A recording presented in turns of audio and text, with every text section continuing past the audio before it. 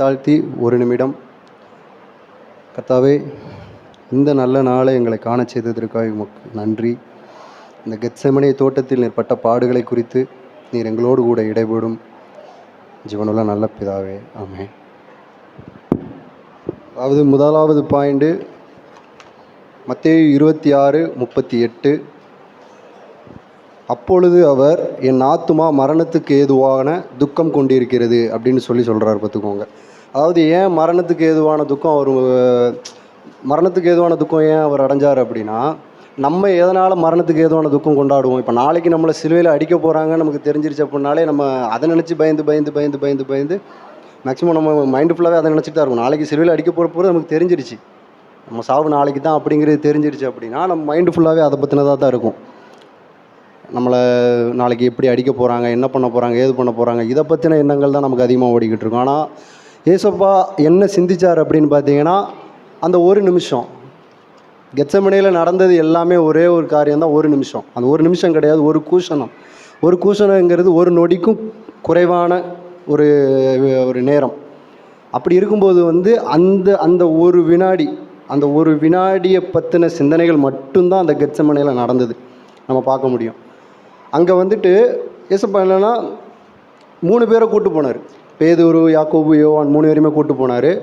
அங்கே போயிட்டு அவர் வந்த நோக்கம், அவர் எதுக்கு வந்தார், ஏன் வந்தார், இங்கே எத்தனை வருஷம் நமக்கு இருக்க போகிறோம் எல்லாமே அவருக்கு தெரிந்திருந்தும் அங்கே வச்சு அவர் இப்போ தன்னுடைய சீஷர்கள்கிட்ட சொல்லும்போது, என் ஆத்மா மரணத்துக்கு ஏதுவான துக்கம் கொண்டிருக்கிறது, நீங்கள் என்னோடு கூட தங்கி விழித்திருங்கள் அப்படின்னு சொல்கிறார்.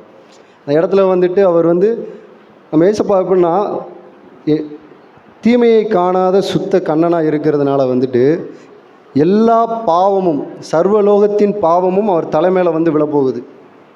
சர்வலோகத்தின் பாவம், நீங்கள் செஞ்சது, நான் செஞ்சது, இந்த உலகத்தில் இருக்கிற எல்லாரும் செஞ்சது, என்னென்ன பாவம் செஞ்சுருப்போம், நம்ம எவ்வளோ பாவம் செஞ்சுங்கிறது நமக்கு தான் தெரியும். இந்த பாவம் எல்லாத்தையும் தான் மேலே சுமத்திக்கிட்டு அவர் அந்த சுமத்துறதுனால என்னாக போகுதுன்னா, நம்ம தப்பு செஞ்சால் என்ன தண்டனை கிடைக்குமோ அதே தான் பிதா குமாரனுக்கும் கொடுக்க போகிறாரு. அந்த கொடுக்க போகிற அந்த ஒரு செகண்டு பிதாவுக்கும் இவருக்கும் அந்த கனெக்ஷன் கட் ஆகும். அந்த ஒரு செகண்டு தன் முகத்தை ஆண்டவர் பிதா தன் முகத்தை என்கிட்ட மறைக்க போகிறாருன்னு நினச்சி அதை பற்றின கவலைகளை கொண்டு தான் ஆண்டவர் துக்கம் கொண்டு இருக்கிறத இந்த ஒரு காரியத்தில் நம்ம பார்க்க முடியும். ரெண்டாவதாக எடுத்துக்கிட்டிங்க அப்படின்னா, பாத்திரத்தை குறித்து பிதாவினிடத்தில் இயேசுவின் ஜெபம். என்ன பாத்திரத்தை குறித்து தேவன் இயேசுவின் இடத்துல பிதாவின் இடத்தில் கலங்கி ஜெபம் பண்ணினார்? லூக்கா 14:35 இல்லை சாரி லூக்கா 22:42.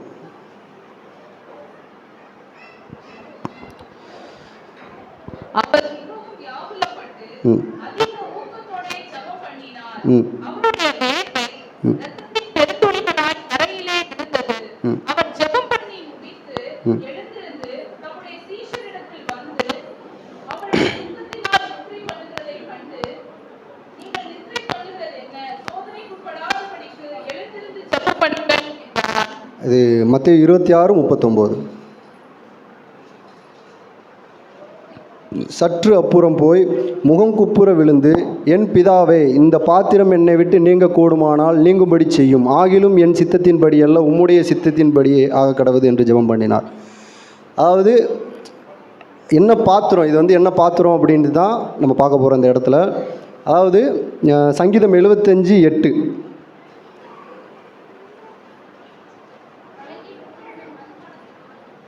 அதான்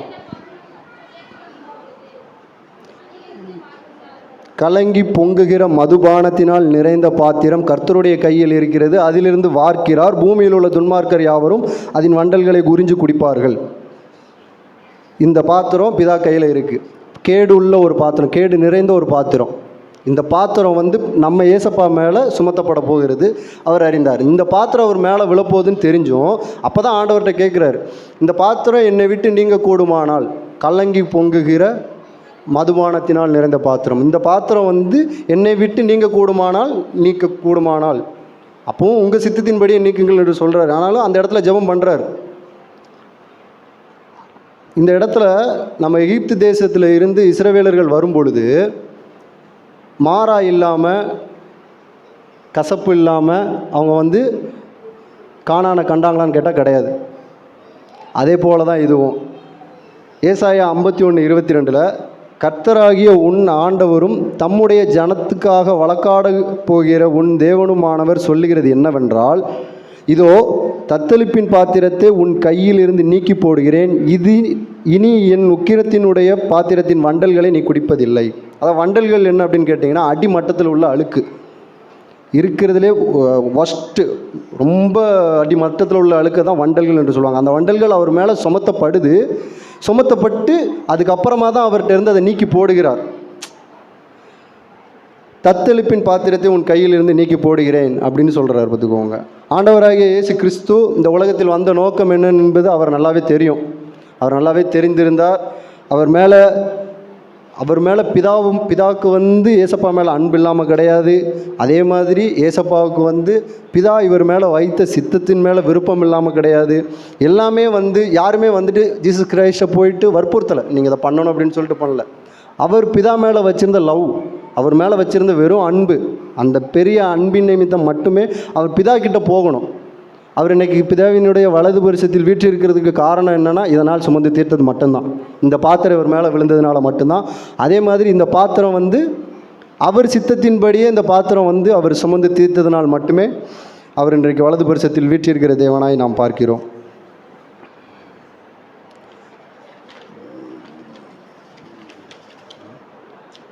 ஹல்லேலூயா. இது 3வது பாயிண்ட், ஏன் சோதனைக்கு உட்படாதபடிக்கு ஜெபிக்க சொன்னார். மத்தேயு 26:41.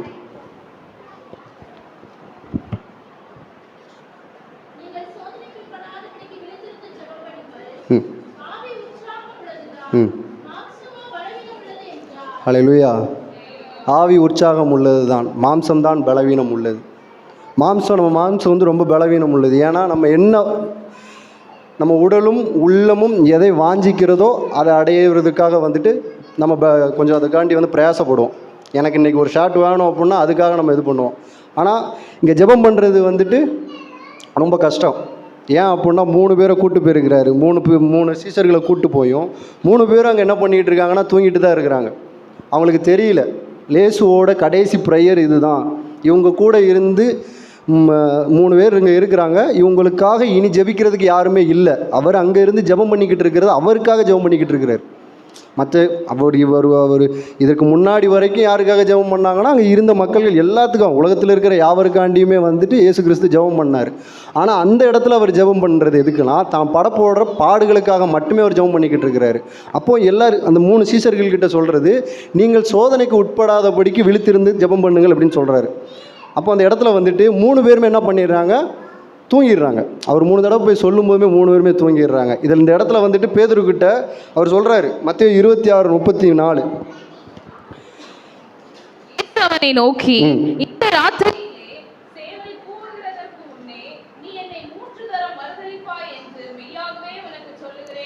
35,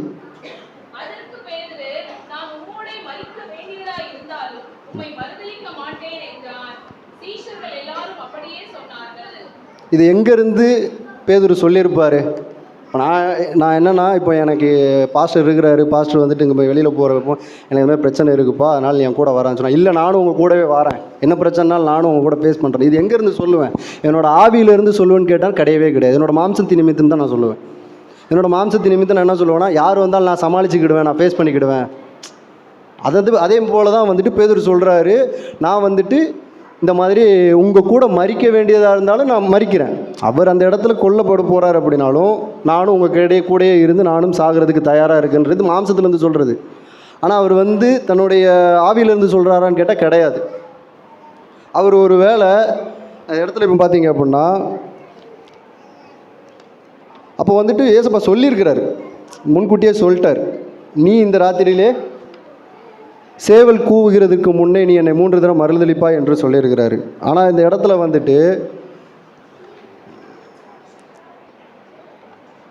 அப்போ சில காலங்களுக்கு முன்பாக பேதுருக்கிட்ட நம்ம ஏசப்பா கேட்குறாரு. நான் பேதுருக்கிட்டன்னு கிடையாது, பொதுவாக கேட்குறாரு. மத்தேயு 16:15 அப்பொழுது அவர், நீங்கள் என்னை யார் என்று சொல்லுகிறீர்கள் என்று கேட்டபொழுது சீமோன் பேதுரு மட்டும் பிரதியுத்தரமாக என்ன சொல்கிறார்னா, நீர் ஜீவனுள்ள தேவனுடைய குமாரனாகிய கிறிஸ்து என்றார். அப்போ இவர் எங்கிறது மாம்சத்திலேருந்து சொல்லலை. அப்போ ஏசப்பா பேதுருவை பார்த்து சொல்கிறாரு, மாம்சமும் இரத்தமும் இதை உனக்கு வெளிப்படுத்தவில்லை, பரலோகத்தில் இருக்கிற என் பிதா உனக்கு வெளிப்படுத்தினார் என்று சொல்ல பார்க்குறோம். அப்போது இதுக்கு முன்னாடி பிதா மேலே இருந்து பரலோகத்தில் இருந்து ஒரு ஆதரவு பேதுருக்கு கிடச்சிருக்கு. அங்கேருந்து பிதா பேதுருக்கிட்ட இடைப்பட்டதை நம்மளால் பார்க்க முடியுது. ஆனால் இவங்க ப்ரேயர் பண்ணலை. அந்த இடத்துல நைட்டு 3 தடவையுமே இவங்க தூங்கி தான் விழுந்துருக்கிறாங்க. அந்த இடத்துல ஏசப்பா ப்ரேயரை முடிக்கிற வரைக்குமே இவங்க 3 பேர் தூங்கிட்டு தான் இருந்திருக்கிறாங்க. பேதுரு ஒருவேளை அந்த இடத்துல ஜெபம் பண்ணியிருந்தால், விழித்திருந்து ஜெபம் பண்ணியிருந்தால், அந்த இடத்துல அவர் ஆண்டவரை மறுதளிக்கிறத தவிர்த்திருக்க முடியும். அந்த இடத்துல அவர் நம்ம இந்த மாதிரி ஜெபம் இல்லாததுனால நம்ம வாழ்க்கை எங்கெங்கே போகுது, எப்படி போகுதுங்கிறத இது பேதுரு மூலயமா நமக்கு தேவன் கற்றுக் கொடுத்துருக்கிறார் என்று நான் விசுவாசிக்கிறேன். அதே போல் யூதாஸ் பார்த்தோம் அப்படின்னா, யூதாஸ் அவன் அந்த இடத்துலே கிடையாது. அவன் அந்த இடத்துல கிடையவே கிடையாது. அவன் ஆல்ரெடி திருடனாக இருந்ததுனால தன் சுய இச்சையினாலேயே இழுக்கப்பட்டு தான் அவன் ஆண்டவரை போய் காட்டி கொடுத்துட்டான். ஆனால் அதே பேதுரு மறுதளித்தாலும், அந்த 3வது வேளை சேவல் கூவும் பொழுது மறுதளித்தாலும் அந்த இடத்துல உணர்ந்து அவர் தானே மனம் கசந்து அழுது மறுபடியும் தேவனிடத்தில் மன்னிப்பு கேட்டு மறுபடியும் தேவனோடு கூட இணைந்ததை நம்ம இந்த இடத்துல பார்க்க முடியும். 4வதாக இரத்தம் வேர்வை இரத்தமாக மாறியதற்கு காரணம் இது லூக்கா 22:44 எழுதியிருக்கிறத நம்ம பார்க்க முடியும். அவர் மிகவும் வியகுலப்பட்டு அதிக ஊக்கத்தோடு ஜெபம் பண்ணினார். அவருடைய வேர்வை இரத்தத்தின் பெருந்துளிகளாய் தரையிலே விழுந்தது. ஏன்? அதாவது ஒரு மனுஷனுக்கு இது எப்படி கிரியேட் ஆகும் அப்படின்னா, நார்மலாக நம்ம அதிக ப்ரெஷர் ஆனோம், ரொம்ப படபடப்பு, ரொம்ப ப்ரெஷர் அந்த மாதிரி ஆச்சுன்னா மட்டும்தான் உடம்புல இருந்து ரொம்ப நம்மளை அறியாமல் வேர்வைகள் அதிகமாக வரும். கரெக்டாக? அதே போல் ரொம்ப இன்னும் அதிகமாக ப்ரெஷராக இன்னொன்று அதிகமாக நம்ம வேலை செஞ்சோம்னா தான் வேர்வை வரும். வேலை செய்கிறதுக்கு வர்றதுக்கு உண்டான வேர்வை வேறு. வேலை செஞ்சோம் அப்படின்னா அந்த இடத்துல வேர்வை வரும்பொழுது நம்ம உட்காந்தோம் அப்படின்னா ரிலாக்ஸேஷன் கிடைக்கும்.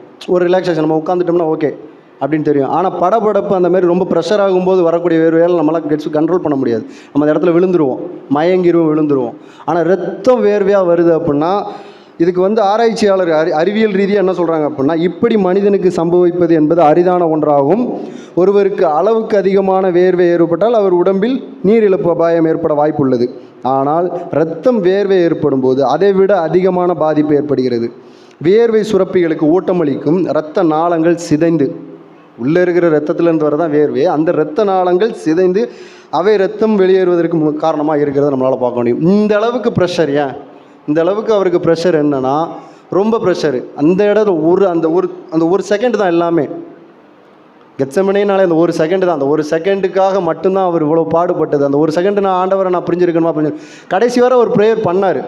கடைசி வரை ப்ரேயர் பண்ணி எனக்கு அந்த ஒரு செகண்டு இன்னும் நான் அந்த ஒரு செகண்டை நான் தவிர்க்க முடியாதா இது மட்டுமே தான் அவருடைய இதுவாக இருந்தது. 4வது இடத்துல நம்ம இதை பார்க்குறோம். இந்த அளவுக்கு அவர் தேவனோடு கூட ஒரு கூஷணம் தேவனை பிரிந்திருக்கிறதுக்கு அவர் ரொம்ப கடினப்பட்டார். யாகிலும் அவர் வேறு வழி இல்லாமல் அல்ல, தேவனுடைய சித்தம் என்பதை நிறைவேற்றுவதற்காகவே கர்த்தர் அதை ஏற்றுக்கொண்டு அந்த காரியத்தை முடிந்து இன்றைக்கி வெற்றி சிறந்தவராய் நம் முன் இருக்கிறதை நாம் பார்க்க முடியும். கெத்செமனே என்பதற்கு ஒரு பெரிய பொருள் இருக்கிறது. எத்தனை பேருக்கு தெரியும்னு எனக்கு தெரிந்திருந்தாலும் எனக்கு இப்போ தான் தெரிஞ்சது. அதனால் நான் அதை பற்றி பேசுகிறேன். கெத்செமனே அப்படிங்கிறது என்னென்னா, நம்ம ஒலிவ மலையில் உள்ள கெத்செமனே என்னும் தோட்டம் என்று தான் அதுக்கு சொல்கிறது. ஒலிவ மலை அப்படிங்கிறது ஒலிவ மரங்கள் இருக்கக்கூடிய மலை தான் ஒலிவ மலை. அந்த ஒலிவ மரங்கள்லேருந்து எடுக்கப்படக்கூடிய ஒலிவ கொட்டைகளை எண்ணெய் ஆக்கக்கூடிய இடம்தான். அதாவது ஆயில் ப்ரெஸ், அதாவது ஆயில் மில் இருக்கக்கூடிய இடம் தான் கெத்செமனே. அந்த இடத்துல ஒரு ஆயில் வர்றதுக்கு என்னென்ன அந்த காலத்தில் இயேசு பிறந்த காலகட்டத்தில் ஒரு ஆயில் வெளியில் வரணும் அப்படின்னா அந்த ஆயில் ப்ரெஸ்லேருந்து செக்கு, அதிலிருந்து ஒரு எண்ணெய் வெளியில் வர்றதுக்கு செக்கு என்னென்ன ப்ராசஸ்ன்னு உங்களுக்கு தெரியும். உள்ளே போடப்பட்ட அந்த ஒலிவ கொட்டை தான் நம்ம இயேசு கிறிஸ்து பார்த்துக்கோங்க. அந்த இடத்துல அவர் மீது பல பாவம் நம்மளுடைய துர்க்குணங்கள் இதெல்லாம் அவர் மேலே அமுக்கி அதில் அடிக்கப்பட்டு நொறுக்கப்பட்டு தன்னை மாய்த்து அதிலிருந்து வெளியில் வந்த எண்ணெய் தான் அந்த கெத்செமனேலேருந்து அந்த தோட்டத்தில் செஞ்சு வெளியில் வரக்கூடிய அந்த எண்ணெய் தான் ஒலிவ எண்ணெய்.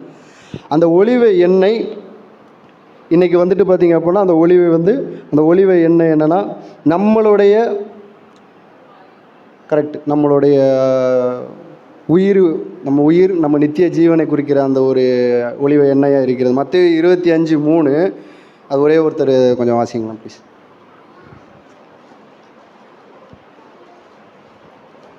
புத்தி இல்லாதவர்கள் தங்கள் தீவெட்டிகளை எடுத்துக்கொண்டு போனார்கள், எண்ணெயையோ கூட கொண்டு போகவில்லை. போதும். எண்ணெய் அது என்னங்கிறத வந்துட்டு அதுக்கும் இதுக்கும் என்ன சம்மந்தம் இருக்குன்னு தெரியல. பட் ஆனால் என் வாழ்க்கையில் ரொம்ப கனெக்ட் ஆயிடுச்சு. அதனால் நான் சொல்கிறேன், நான் புத்தி இல்லாமல் வந்துட்டு ஆண்டவர் இவ்வளோ நாள் என் கூட இருக்கிறத உணர்ந்து நான் அந்த எண்ணெயை வந்துட்டு நான் எடுக்காமல், சரி இங்கே எப்போ வேணாலும் வருவார், அவர் எப்போ வேணாலும் வருவார், ஆனால் இவ்வளோ சீக்கிரத்தில் நடுராத்திரியில் தான் வருவார்னு எனக்கு தெரிஞ்சிருந்தது அப்படின்னா நான் அதுக்காண்டி வெயிட் பண்ணிவிட்டு முழிச்சிருந்திருப்பேன். அந்த எண்ணெயை பர்ச்சேஸ் பண்ணி வச்சுருப்பேன். ஏன் அப்படின்னா அவங்க அந்த எண்ணெயை வந்து எரிய விடாமல் அவங்க பார்த்துக்கணும். அப்போ அவங்க கையில் எண்ணெய் இருந்தால் தான் அவர் வர்ற நேரம் டக்குன்னு ஊற்றி அதை அணைய விடாமல் பார்த்துக்க முடியும். அப்போ அந்த இடத்துல வந்து எனக்கு இந்த இடத்துல நித்திய எண்ணெயாக எனக்கு பிரதிபலிக்கிறது இந்த எண்ணெய் தான். அவர் உள்ளே இருந்து எனக்கு கொடுத்த வார்த்தைகள் தான் அந்த எண்ணெயாக நான் பார்க்குறேன். அது பாடுபட்டு நொறுக்கப்பட்டு அந்த இடத்துல தன்னைத்தானே மாய்த்து எனக்காக கொடுத்த எண்ணெயை அவர் வரும் நாளிலே நான் அந்த எண்ணெயை என்னுடைய வாழ்க்கையில் தீவட்டியை மங்கி எரிகிற என்னுடைய தீபத்தை அணையாமல் காத்திருக்கிற தேவனுக்கு நான் இந்த உலகத்தில் நான் இருக்கும் காலம் மட்டும் அது அணையாமல் இருக்கிறதுக்கு நான் பாடுபட வேண்டும், நாம் பாடுபட வேண்டும். தேவனுக்கு மகிமை உண்டாகட்டும். இந்த நல்ல நாளுக்காக உமக்கு ஸ்தோத்திரம். ஒரு நிமிடம்.